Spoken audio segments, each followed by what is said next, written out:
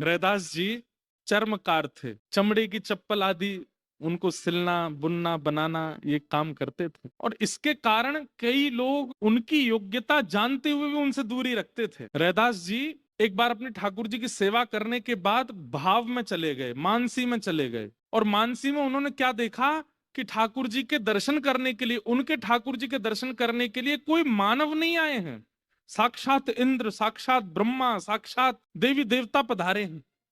तो रैदास जी अपने ठाकुर जी का अभिषेक करके वो जल एक कठौते में लिया और भाव में सबको दे रहे थे। तो रैदास जी का प्रवचन और उनके कीर्तन सुनने के लिए बड़े बड़े राजा भी आया करते थे। काशी नरेश, काशी के राजा, वो भी रैदास जी के यहाँ सत्संग में आते थे।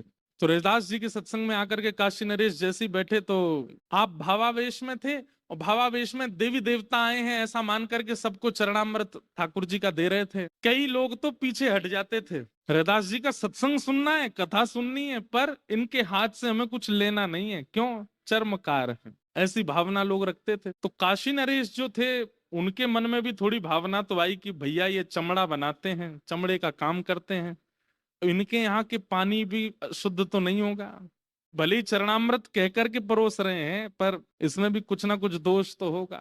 लेकिन अब आ गया हूं तो सभा में पीछे हटना अच्छा नहीं लगा, मैं ही हट जाऊंगा तो सब हट जाएंगे। तो काशी नरेश ने हाथ आगे किया, रैदास जी ने चरणामृत दिया, और वो चरणामृत लेकर के काशी नरेश ने मुख के पास ले जाकर के पिया नहीं, पहले ही उड़ेल दिया ऐसे, और वो सारा उनके वस्त्रों पर गिर गया, और सबको ऐसा दिखा कि इन्होंने पी लिया। लेकिन वो जो जल उनके वस्त्रों पर गिरा, उसकी छाप ऐसी बनी जैसे मानो केसर के जल की होती है ना, पीली पीली हल्दी के जल की छाप। सफेद वर्ण का वस्त्र पहना था, सब पीला पीला पीला हो गया नीचे तक। सत्संग सुनने के बाद काशी नरेश गए और अपने मंत्री आदियों का धोबी के यहाँ भिजवाओ, इसको धुलवा दो। जब कपड़े धुलने के लिए धोबी के यहाँ गए तो धोबी से कहा कि भाई देखो बहुत महंगी शेरवानी है राजा की, इसमें ज्यादा रगड़ा मत मारना और ये दाग जाना भी चाहिए। धोबी ने मन में विचार किया पूरा धोने का तो कोई मतलब बनता नहीं है, थोड़ी सी जगह पे ये पीला पीला धब्बा है, इतने पे ही जल डाल करके इसी को ठीक साफ करने का प्रयास करता हूं। और उसने जल डाल करके खूब किया, नहीं हटा, तो उसने सोचा मुख से दांतों से इसको करने का कोशिश करता हूं।